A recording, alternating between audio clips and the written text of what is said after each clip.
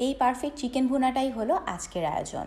Broiler মুরগি নিয়ে সবারই কিন্তু একটু কমপ্লেন থাকে যে রান্না করার পর মাংসের ভেতরে মশলা ঢুকে না, কিংবা একটা অপ্রত্যাশিত গন্ধ থেকে যায়। সব সমস্যার সমাধান নিয়ে আজকের এই আয়োজন। তাহলে চলুন আর দেরি না করে রান্নাটা শুরু করা যাক।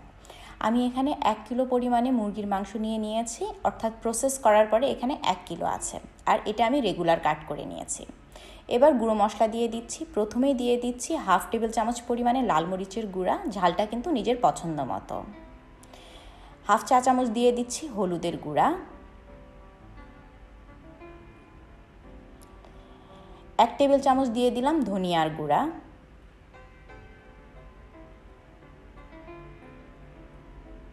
এবং 1/2 টেবিল চামচ দিয়ে দিলাম জিরার গুঁড়া।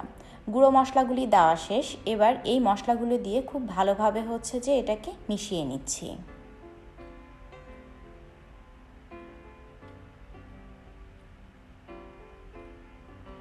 শুকনো মশলাগুলি ভালো করে হাত দিয়ে মিশিয়ে নিয়েছি। এবার এর উপরে দিয়ে দিচ্ছি 2 টেবিল চামচ পরিমাণে সরিষার তেল। এটা দেওয়ার পর আমি এটাকে ম্যারিনেট হওয়ার জন্য রেখে দিচ্ছি। মোটামুটি 30 মিনিট পর মাংসটা ম্যারিনেট হয়ে গেছে, তাই বাকি রান্নাটা করার জন্য একটা হাঁড়িতে দিয়ে দিচ্ছি 1/2 কাপ পরিমাণে খাবার তেল। আমি এখানে রেগুলার সয়াবিন তেলটা ব্যবহার করেছি। তেলটা যখন হালকা গরম হয়ে গেছে, তারপর আমি এখানে ম্যারিনেট করে রাখা মাংসগুলো দিয়ে দিচ্ছি। এগুলোকে 4-5 মিনিট সময় নিয়ে ভেজে নিব। একটা পাশ যখন ভাজা হয়ে যাবে, তারপর এগুলোকে আমি উল্টে দিচ্ছি যাতে করে অপর পাশটাও ভাজা হয়ে যায়। সব মিলিয়ে মোটামুটি 4-5 মিনিট ভেজে নিলেই চলবে।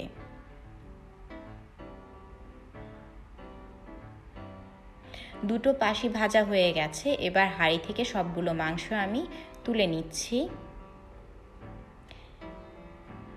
সেম তেলের মধ্যেই আমি বাকি রান্নাটা করব, তাই এখানে কিছু গরম মশলা দিয়ে দিচ্ছি। 2 টুকরো দিয়ে দিলাম দারুচিনি, তারপরে দিয়ে দিচ্ছি 4-5টা আস্ত এলাচ।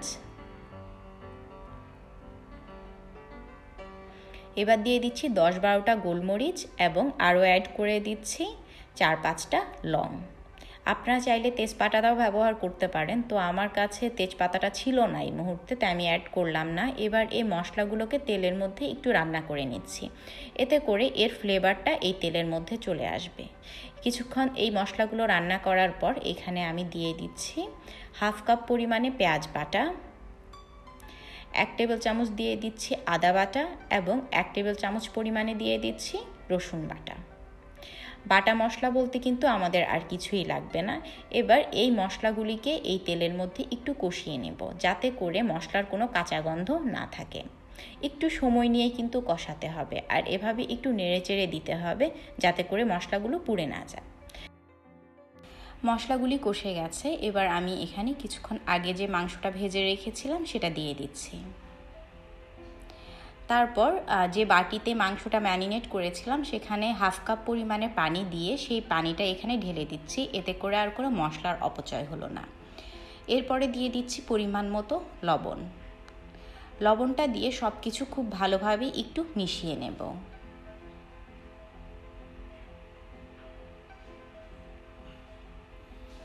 এরপর এটাকে 5-7 মিনিট একটু সময় নিয়ে ঢাকনা ছাড়া রান্না করব, যাতে করে এই মশলাগুলি মাংসের মধ্যে খুব ভালোভাবে ঢুকে যায়। অর্থাৎ এই মাংসগুলোকে মশলার মধ্যে একটু কষিয়ে নিচ্ছি।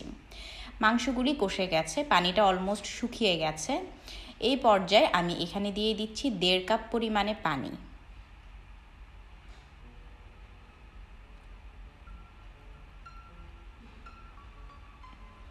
দেড় কাপ পানি দিয়ে এবার এটাকে ঢাকনা দিয়ে চুলার আঁচটা লোতে রেখে রান্না করব 35 থেকে 40 মিনিট সময় নিয়ে।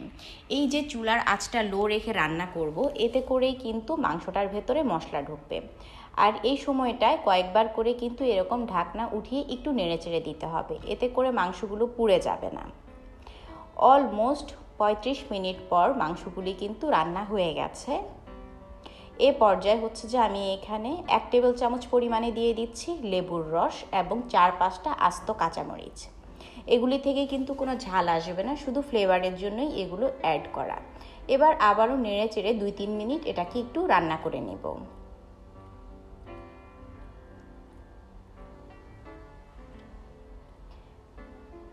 2-3 মিনিট পর আমি এখানে পেঁয়াজ বেরেস্তা দিয়ে দিচ্ছি। এবার কিন্তু এটা পরিবেশনের জন্য একদমই রেডি। এবার শুধু হচ্ছে যে খাওয়া দাওয়া করার পালা। তৈরি হয়ে গেছে মজাদার এই চিকেন ভুনাটা। বাসায় অবশ্যই এই রেসিপিটা ট্রাই করবেন, কারণ চিকেনটা কিন্তু বেশ জুসি আর টেন্ডার হয় এভাবে রান্না করলে। অন্যদিকে ভেতরে কোনো এক্সট্রা স্মেল থাকে না, আর খুব সুন্দরভাবে মশলা ভেতরে চলে যায়। দেখতে যেমন সুন্দর হয়েছে, খেতেও কিন্তু ভীষণ মজা হয়েছে। ধন্যবাদ সবাইকে। আবারও ফিরে আসবো নতুন ভিন্নধর্মী কোনো আয়োজন নিয়ে।